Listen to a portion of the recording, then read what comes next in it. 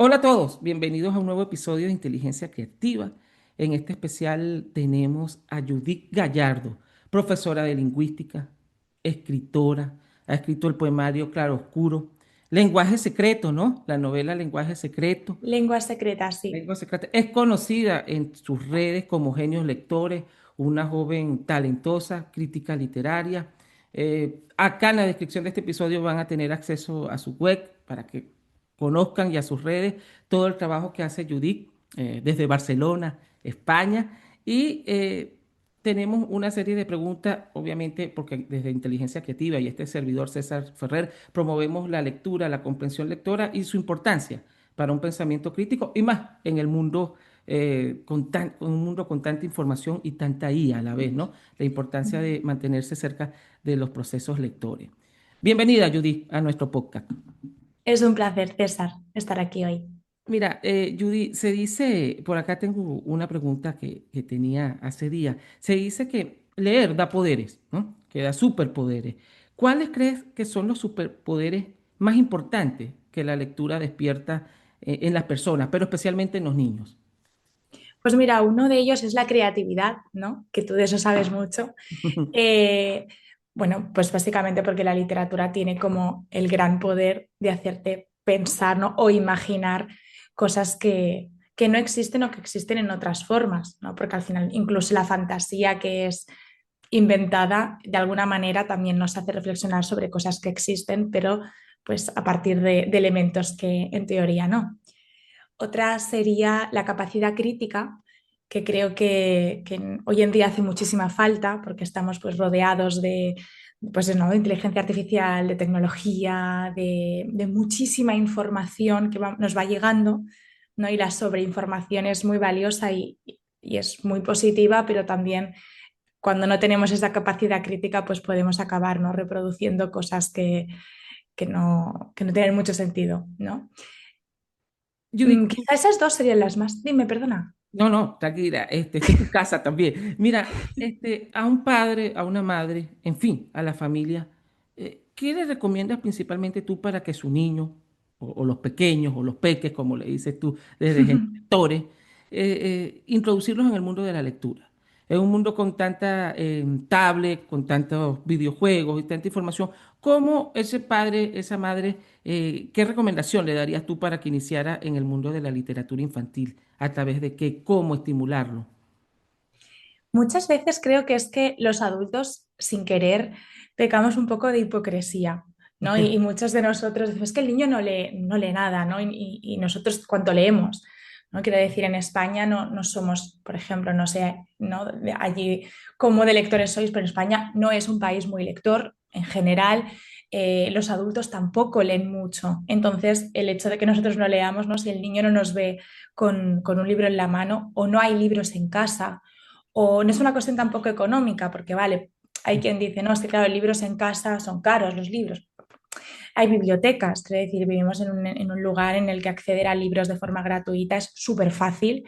Entonces, el hecho de que te vean a ti leyendo, que tengan interés, o sea, que te vean también interés, ¿no? En llevarte pues eso, a bibliotecas, a obras de teatro, a cuentacuentos, ¿no? Son actividades que no necesariamente son de pago, porque hay muchísima oferta aquí gratuita, y muchas veces eso es que ya no lo hacemos, ¿no? Entonces creo que algo tan básico como eso ya es un gran fomento a la lectura, porque hace que en casa se pueda hablar de libros y esté presente en el día a día.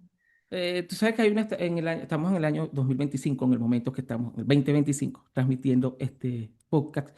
Y hace 10 años, varias universidades hispanoamericanas hicieron una investigación sobre la comprensión lectora que tienen los hispanoamericanos.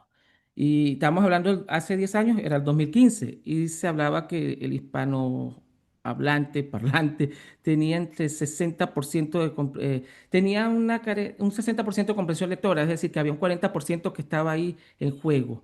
Y depende del país, la situación y la lectura. Ahora, en tiempos de la IA, ese mismo informe dice que va, en tiempos de, bueno, no de la IA, de todo lo que es la información y el consumo masivo de video más de lectura, va bajando. Ahí la importancia de estar promoviendo la lectura y lo que tú dices, el ejemplo, se promulga con el ejemplo. El hábito, hay un dicho muy viejo, el hábito hace el monje, ¿no? Mientras que más practiquemos, mejor. Judith, ¿qué te hizo a ti enamorarte de la lectura? Tú como profesora de lingüística y como crítica literaria, ¿qué te hizo a ti enamorarte y cuál es ese libro preciado para ti, que te inspira, que te hace volverte a enamorar y obviamente tener presente en tu día a día, porque obviamente has leído bastante y sigues leyendo como buena profesora y como buena lectora que eres? Pues a mí enamorarme de la literatura es curioso porque mis padres son de clase obrera y cuando yo era pequeña trabajaban muchísimo, yo pasaba muy poco tiempo con ellos porque estaban mucho tiempo trabajando. Entonces, a mí me han criado, en infancia sobre todo, me han criado mis abuelas. Y una de ellas me llevaba, bueno, todas las semanas me llevaba a la biblioteca pues, a buscar cuentos, a los cuentacuentos que hacían los miércoles en la biblioteca del barrio. No he visto como esa figura de persona lectora, porque nadie leía en mi casa, pero sí que es verdad que ellos eran como, tenían como muy presente que querían, de alguna forma, o yo lo sentía así, que yo sí que estuviera como cerca de la cultura y sobre todo mi abuela se esforzaba mucho en llevarme pues a estos espacios y enseguida yo me cogí mucho porque la verdad que me encantaban los libros. O sea, yo ya tenía como un pequeño interés ya como un poco innato, ¿no? También eso es verdad que muchas familias cuando hablan conmigo me dicen, jo, también hay, ¿no? Es que yo leo mucho y mi hijo no consigo que lea. A ver, también tiene un punto de personalidad, ¿no? La lectura también es una actividad como muy calmada, necesita mucha concentración, estamos en un tiempo en el que la concentración hay poca porque hay mucho sobreestímulo y aparte pues hay niños que son más movidos que otros, ¿no? En mi caso yo era más, un poco más tranquila en ese sentido, entonces ya disfrutaba con ese tipo de actividades. Si encima me lo fomentaban un poco, pues eso era ya la bomba, ¿no? Y el cuento que más, bueno, el libro que más me gustaba de pequeña y que sigue teniendo mucha importancia para mí es el de Matilda, de Roald Dahl. Sí, sí, Matilda. Y en tu experiencia, ¿cómo cambias la manera de leer? ¿Cómo cambia la manera de leer cuando crecemos? ¿Y cómo podemos recuperar el placer como cuando éramos niños? Sobre todo para esas personas adultas que ya que por diferentes situaciones se alejan a veces de la lectura o nunca la tuvieron tan presente. ¿Cómo se puede hacer en ese caso? ¿Qué recomendación darías tú? A ver, uy, perdona, porque es que tengo aquí al gato, Sí, cosas ahí del está el directo, gato. ¿no? Está bonito el Y gato. está arañándome y todo, madre mía. Está bonito. Perdona. No, no, Nada, tranquilo.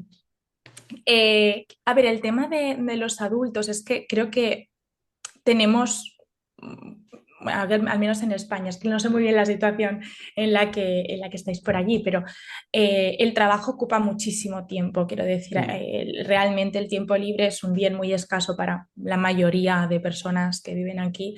Entonces, al final tienes que elegir un poco el hobby por el que pasas tiempo libre, porque tampoco tienes tanto tiempo, ¿no? Entonces, mucha gente es como que va retirando un poco la lectura, incluso gente que es muy lectora va priorizando otras cosas, ¿no? Y luego, pues si tienes responsabilidades familiares, pues vas priorizando evidentemente el tiempo con tu familia, con tus hijos, y eso como que se va haciendo al final como una nube de que al final acabas no leyendo nada, ¿no? Al año.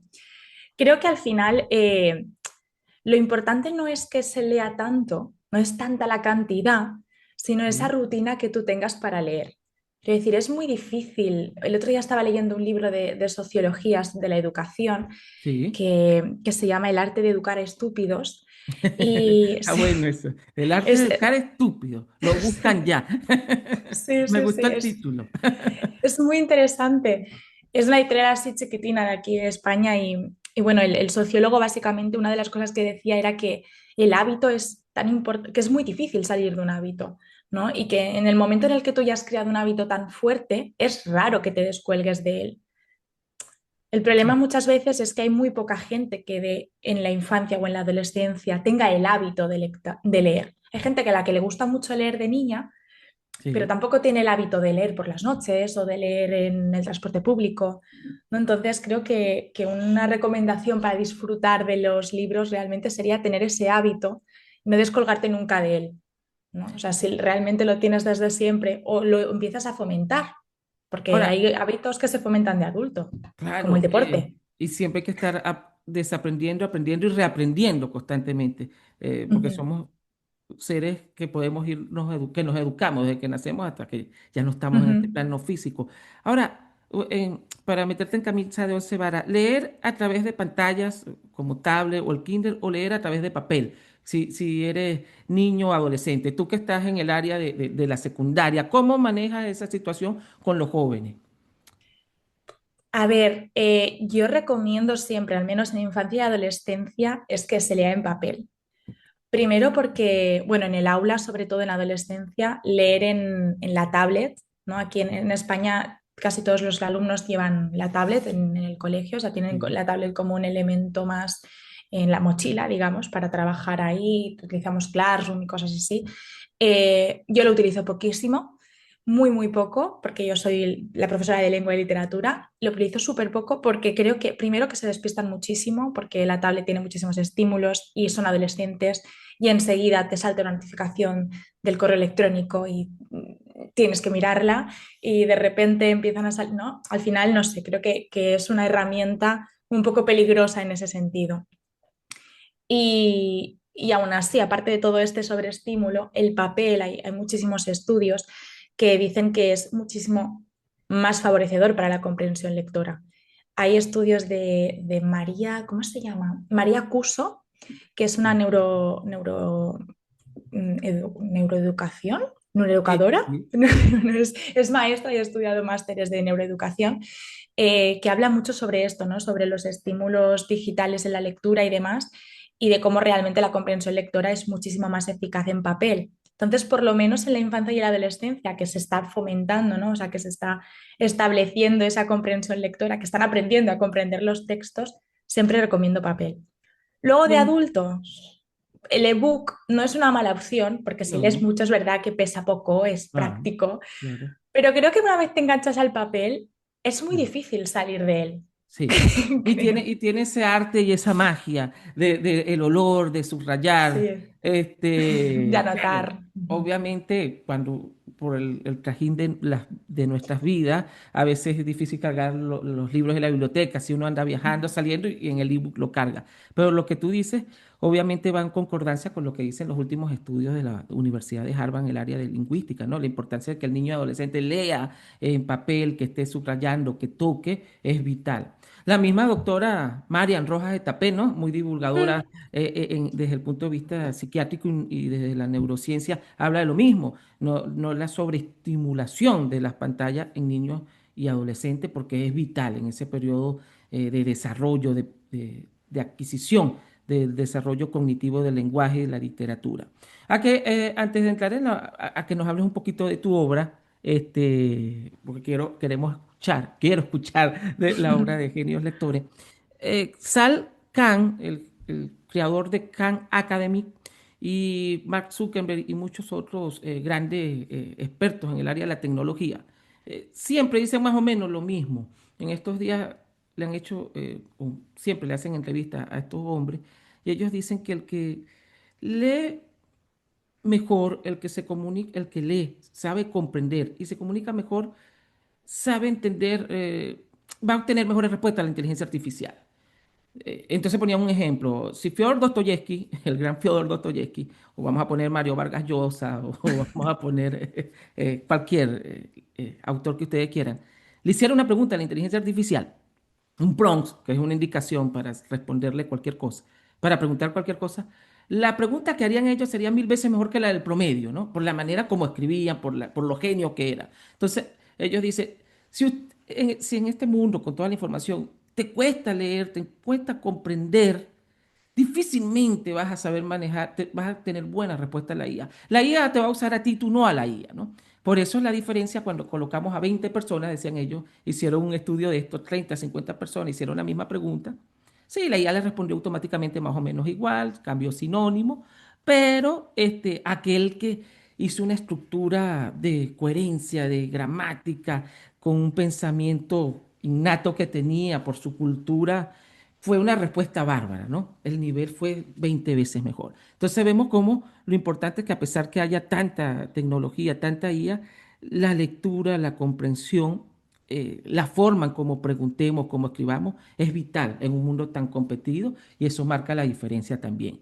Entonces, la importancia de saber leer, de saber comprender, de saber descifrar y de saber comunicarnos va ahí en el proceso lector. Por eso a las madres, a los padres, a los profesores, siempre estar promoviendo con ejemplos, con técnicas y con prácticas la lectura para crear un pensamiento crítico va a ser el diferenciar en el presente y en el futuro con tanta tecnología. Quería acotar Ujú. eso para entrar en tu obra, ¿no? Si tienes que acotar algo al respecto, adelante. No, sobre esto es que sí que es verdad que también siempre hay como la confrontación entre la tecnología y la lectura. Y yo creo que es que tampoco es una confrontación, quiero decir, son dos realidades que nos ha tocado vivir. La tecnología tampoco es el demonio. Yo misma la utilizo muchísimo. Yo misma utilizo también la IA a veces, incluso para las clases. Quiero decir, cuando me toca proponer alguna actividad o algún trabajo para que los chavales hagan, eh, ta- mi, mi- mi capacidad de inventar actividades tampoco es tan amplia, ¿no? Entonces también pues pido de mí 5 ideas para poder explicar esto de otra forma, pues porque, por ejemplo, no lo han entendido. O qué ejemplos les pondrías tú a un adolescente porque no lo han entendido si lo he explicado así. Quiero decir, al final puede ser una herramienta que también te ayude y que también enriquezca. El problema únicamente es cuando solamente lo utilizamos o para plagiar cosas que no tiene ningún sentido, ¿no? Sí. Que es para lo que lo usan muchas veces los alumnos, o para, o eso, hacemos este tipo de comparaciones raras, ¿no? Al final, yo que sé, la lectura y la tecnología son dos cosas que se pueden unir, que no son totalmente incompatibles y que pueden ser útiles, pero claro, haciendo un buen uso, o sea, como todo. Y las redes sociales tampoco son el demonio, pues según cómo las utilices, según muchas cosas, no es todo tan blanco y tan negro, Judith nunca. tiene, como lo decía al principio, y aquí está en la descripción del episodio, acceso a que entren a su web, a sus redes, tiene una novela y tiene un poemario. Es crítica literaria también, ¿no? Es crítica y tiene una newsletter que está disponible y todo en el mundo de la literatura y desde su óptica, ¿no? Como profesor y como joven, ¿no? Influencer o profesor o como quiera, digamos. Tu poemario, ese arte de la poesía, no cualquiera puede escribir poesía, no, la poesía es un arte en sí, es una de las cuestiones más completas en la literatura, no todos tenemos esa área. ¿Cómo entraste en el mundo de la poesía? Y los A invito a leer ver, su obra y adquirir su obra ahí mismo. Le da a usted y adquiere su obra. pues no sé, a ver, también creo que muchas veces producimos lo que leemos, ¿no? Quiero decir, a mí no se me ocurre que alguien que escriba, por ejemplo, novela romántica no lea nada de novela romántica. Quiero decir que Mm. al final un poco creo que acabas escribiendo lo que lees. Y a mí me gusta mucho leer poesía y leer novela de ficción, que son las dos cosas que escribo, en realidad. Entonces a la poesía, pues no sé, creo que da la oportunidad de hablar muchísimo más de emociones de forma mucho más directa, de ser mucho más expresiva, mucho más metafórica que la novela y por eso pues también la escribo. Nunca pensé que iba a publicar poesía, igual que novela sí que tenía como más objetivos y escribía más un poco con la idea de acabar publicando alguna cosa y me iba fijando más objetivos. La poesía son cosas que voy escribiendo de vez en cuando, porque pues igual que leo mucho, escribo mucho, pero pues mis pensamientos los pongo en orden, los escribo en papel, no me gusta como una actividad para mí misma. Y llegó un momento en el que trabajando con adolescentes me di cuenta de que tenía un montón de poemas más de adolescente que, que si los unía todos y los recopilaba de una forma concreta y los corregía, porque había que corregir cosas, Claro. bastantes, podían ser como un claro oscuro, ¿no? Que es como se llama el poemario de, Sí, claro, oscuro. Mm. exacto, pero un poco al revés, no va de oscuro a claro. Ah, Pero eso, no se podían ordenar de una forma en la que se veía como el proceso, como el crecimiento de alguien, ¿no? Que empieza pues toda esta adolescencia, ¿no? Estas dudas, esta necesidad de encajar, esta duda de pues quién es mi familia o realmente me siento yo unida a las raíces familiares, a las costumbres y tal, y como poco a poco, ¿no? Vas creciendo y vas viendo todo como un poco más de luz, se va aclarando las ideas. Entonces lo recopilé y lo envié y mira, pues al Y final está. Genio Lectores en su web, está en Instagram, está en otras áreas, también es una librería en línea, ¿correcto? Fue, Fue. Pues tú tenías una librería física Claro, de tu fue. inicio. Sí, es que Genios Lectores se ha ido mutando un poco, como yo Sí, misma, ¿no? sí. Entonces, bueno, cuando acabé la carrera, yo estaba trabajando en una librería física, pero de otra persona, ¿no? Y estaba en la parte de sección de infantil y juvenil, y ahí me di cuenta de que hacía mucha falta también, aparte de vender libros, y de recomendarlos, de hacer actividades que fomentaran esa lectura, pues porque los padres iban súper perdidos cuando iban a comprar libros infantiles, no sabían qué comprar, los niños también iban un poco, pues eso, ¿no? Un poco ahí, pues normal. Entonces empecé haciendo allí mismo actividades de fomento de la lectura y poco a poco quise emprender yo misma mi proyecto y gestionarlo yo sola. Entonces sí que estuve un local, 2 añitos y medio más o menos, Sí, yo te en el veía que por las era... redes, veía la promoción. Claro, claro. Sí, Estaba sí, pues bonito el espacio y todo.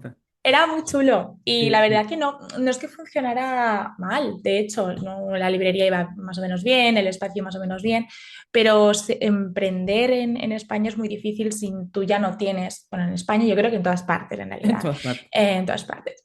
Sobre todo si no tienes un colchón anterior. Quiero decir, emprender sin tener nada, estos, los nuevos gurús de no pasa nada, Sí, es sí, mentira. sí. Eh, necesitas un colchón porque si no ¿Me lo llega un dices o momento. me lo preguntas? Yo también Claro, tengo no, mis límites. no, claro, En un día vas a hacer millones. claro, Si no no, tienes no, el colchón, no vas. No vas. no funciona, ¿no? Sí. Entonces, yo misma me di cuenta de que aunque no iba mal el proyecto, si seguía en esa línea, lo iba a tener que cerrar todo, porque el autónomo me empezó a subir, pagar 380 euros de autónomo es una barbaridad. Eh, Más, bueno, pues más el alquiler que también iba subiendo por el IBI. Es una cantidad de subidas que dije, bueno, esto es imposible. Entonces decidí cerrar la librería física, hacerla online y hacer las actividades que hacía en la librería, pero en diferentes espacios, pues en librerías, bibliotecas, en colegios. Y poco a poco, pues eso, he ido haciendo eso hasta que decidí pues ponerme a dar clases, a la docencia, un poco por estabilidad y un poco porque me daba cuenta de que disfrutaba mucho de hacer esos talleres infantiles, Claro. disfrutaba de lo que es la docencia y lo echaba un poco de menos poder alargar más y estar un poco como más centrada con objetivos más a largo plazo. Y es tu área, es tu Entonces, profesión. sí, sí, sí, de hecho Es lo en tu disfruto un esencia. montón. Claro. Entonces, la librería se fue porque no podía con todo y ahora sí que hago pues los talleres, las actividades y eso siguen funcionando y aparte pues soy profe en un Que está instituto. ahí en Genio Lectores, pueden ver toda esa información. Exacto. Y estás en los próximos años o meses para ya ir culminando, vas a escribir otra obra, vendrá otra obra de Judy, o es muy pronto, o bueno, eres como los autores que esperan reposar. Hay algunos autores que dicen, bueno, yo prefiero dejar reposar libros unos cuantos años, a ver cómo le va. No son como Paulo Coelho que saca uno cada 3 meses, Qué barbaridad. que esa es otra situación que ya Qué hemos barbaridad. hablado. Yo también tengo unos ebooks en Amazon desde el punto de vista de las inteligencias múltiples, pero más en el área de educación. Y uno deja reposar a veces porque, bueno, a algunos les va bien y deja que vaya, o a esperar que despierte la musa, no sé, cuando vaya ahí. ¿Viene algo de Judy en los próximos años o meses? Pues a ver, sí que estoy escribiendo una novela ahora, pero voy poco a poco. La verdad es que además no tengo como mucha prisa. Es verdad que, a ver, no me gustaría ser ni de la típica persona que escribe un libro cada 15 años, que es como, por Ah, favor, espabila, ni tampoco las personas que escriben un libro cada 3 meses. Esa capacidad yo no la tengo. sí, Voy lenta. sí. Entonces, bueno, estoy sobre todo aprendiendo a disfrutar un poco el proceso, porque normalmente soy una persona como muy exigente conmigo misma y siempre pues me pongo como fechas muy concretas para todo y me agobio mucho yo sola si no llego a las fechas que yo sola me pongo. Claro. Entonces estoy intentando, pues lo voy escribiendo poco a poco. Tengo un club ahora aquí de escritura en Valencia, que es donde estoy viviendo actualmente, Ah, aunque soy de Barcelona. sí. Y pues nada, de personas que también escriben, este grupito se empezó a hacer porque yo hice un taller de escritura creativa en una librería y a partir de ahí como nos hemos hecho como un club nosotros solos. Y entonces estoy disfrutando mucho del proceso de escribir esta novela, compartir con ellos los capítulos, ellos conmigo. Entonces voy despacio, algo se va haciendo, pero a saber cuándo termino. O sea, no hay ninguna fecha programada. Está excelente porque esa es la idea. Esa es la idea. Muchas gracias, Judith, por participar en Inteligencia Creativa, el podcast. Recuerden suscribirse, muchachos, dejar comentarios y gracias por acompañarnos en este episodio en directo a través de Spotify y las distintas plataformas y de nuestro canal en YouTube. Nos vemos en el próximo episodio. Muchas gracias, Judith, por participar con nosotros de Genio Lectores. Gracias a Gracias. ti, ha sido un placer.